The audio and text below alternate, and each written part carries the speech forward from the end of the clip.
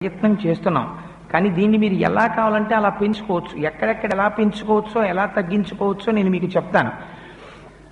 మనం భగవంతుణ్ణి ఆరాధన చేసేటప్పుడు రోజు భగవంతుని యొక్క కృప మన యందు ఉండడానికి మనకి తెలియకుండా ఆ రోజు మనం పాప ఫలితాన్ని అనుభవించవలసినటువంటి ప్రమాదములు ఉండొచ్చు, బుద్ధి యందు వైక్లభ్యములు ఉండొచ్చు. మనకి తెలియదు ఇవాళ ఇంత ప్రమాదం వస్తోందని బయలుదేరిపోతుంటాం.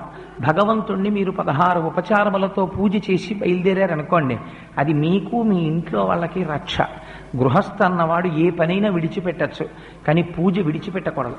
అది బరువు అయిపోకూడదన్న ఉద్దేశ్యంతో సాధ్యమైనంత తక్కువ టైంలో చేసుకునేటట్టు మీకు ఒక సెలవునాడు పెట్టుకోండి. నేను ఎప్పుడు సాధారణంగా అందరికీ చెప్పే సలహా ఒక ప్రాక్టికల్ మెథడ్లో చెప్తూ ఉంటాను. మీరు బాగా పూజ చేయండి. నేను ఎప్పుడు ఎవరికీ సలహా చెప్పను. మీరు రోజు 20 నిమిషాల కన్నా పూజ చేయకండి అని చెప్తుంటాను. కొంతమంది నన్ను విమర్శ చేస్తుంటారు, అదేంటంటే అలా చెప్తుంటారు ఆయనని.